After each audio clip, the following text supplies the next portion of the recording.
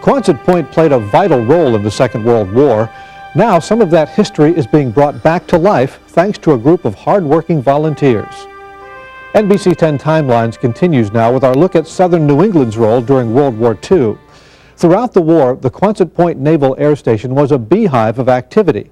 Today there's a different kind of activity taking place at the Air Museum. In the years prior to American involvement in World War II, convoys transported desperately needed materials and equipment to our European allies.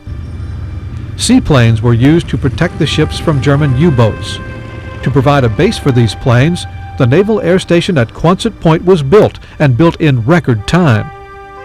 They thought it would take at least 3 years, but it was done in 16 months. A remarkable length of time, using a lot of shortcuts and methods learned from giant jobs like the Panama Canal, and lots of Yankee ingenuity. And many local contractors and local unions did yeoman, wonderful work doing this thing. It was a patriotic thing. The whole airspace from the coast out was under Quonset control, protected by Quonset squadrons, men who trained at Quonset. The war started here, long before Pearl Harbor. The front line of naval warfare in the Battle of the Atlantic started here at Quonset Point. Wreckage and bodies of crewmen from American flag tankers that participated in these convoys were washing up on the shores of Point Judith. Quonset's role expanded greatly after the attack on Pearl Harbor, and security at the Navy base was tightened dramatically. It changed instantly. Everything was on a war footing anyhow, but if you can believe it, went from fourth gear into overdrive. The base was locked down, it was pretty tight anyhow. It was locked down tight right away.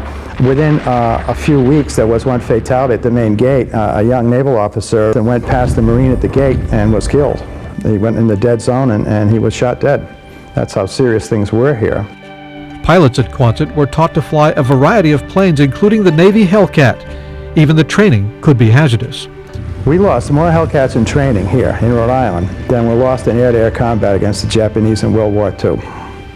We got a lot of young pilots. We had to train them quick. Naval aviators are the best, but when you get them 19 or 20 fresh off the football field or out of college or something, now everybody's cut out to fly high-performance aircraft. Don't have a choice here. They came here, they learned the Hellcat. On April 3, 1945, a squadron from the Charlestown Naval Auxiliary Air Facility took off on a training mission.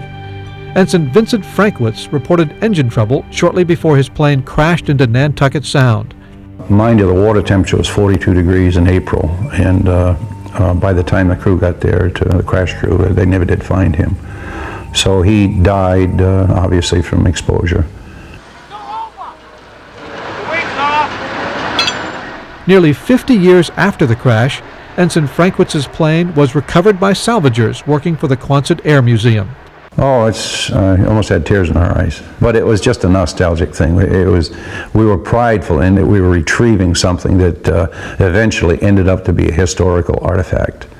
The pieces of the Navy Hellcat were taken to the Air Museum and placed in a giant steam tent to prevent further corrosion.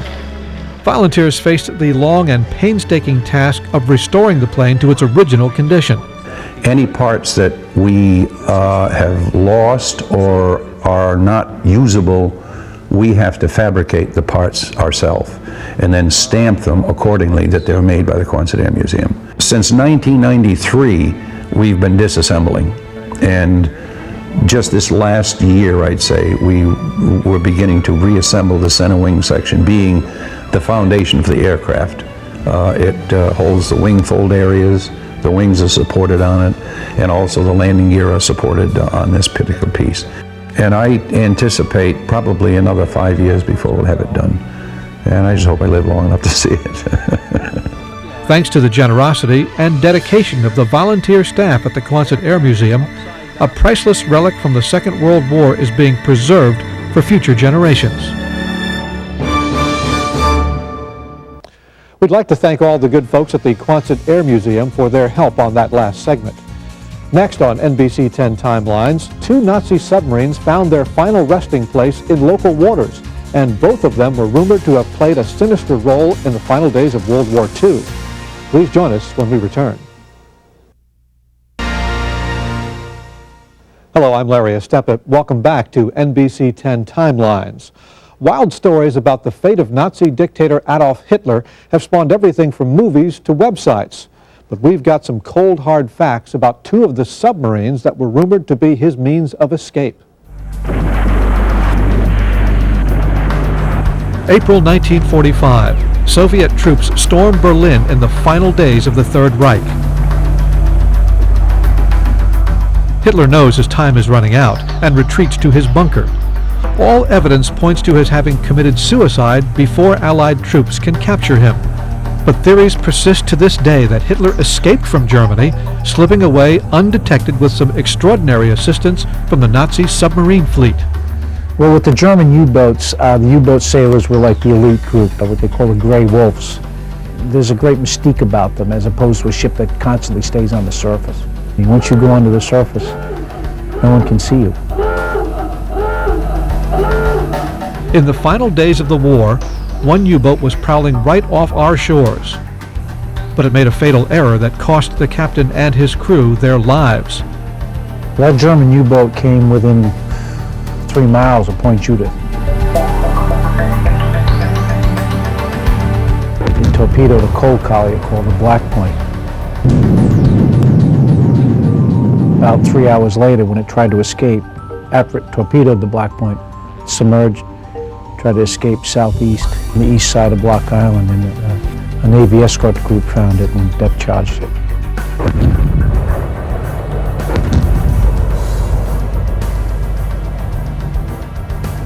There are torpedoes laying at the ready on the bottom, on the floor, and just forward in the torpedo room you'll see 4 torpedo hatches. The one on the port side had the woman's name Sonia, and the one on the starboard side said Henalora. Bill Campbell is an experienced diver who has been inside the submarine U-853 many times. What's strange for me is being on the surface before the dive. It might be a bright sunny day in the summer and you see sailboats, and as soon as you swim down that line and you get to the deck of the German U-boat, you're back in May 5th, 1945. It's kind of an eerie feeling because you realize they came across the Atlantic undetected, and here you are, all alone, swimming through this 252-foot U-boat, and it's like swimming through a museum. It's a time capsule. Over the years, there's been all kinds of stories. There was rumors there were flasks of mercury stored in the diesel engine room, gold, American currency, Hitler's escape U-boat. These are all stories that circulated about the U-853, and none of it seemed to come true, not that I know of. Another candidate for Hitler's escape vehicle was U-977, a submarine that navigated from Germany to South America in the final days of the war. Its captain, Heinz Schaefer, wrote a book vehemently denying that the Fuhrer had ever been on board his ship. Turned over to the United States after the war, U-977 became, ironically enough, a victim of torpedo target practice off the shores of Cape Cod.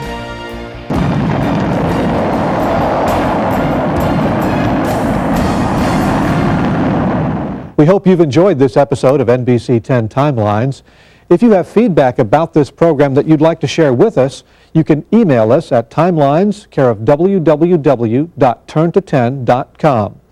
I'm Larry Estempet, inviting you to join us again next time for another edition of NBC 10 Timelines.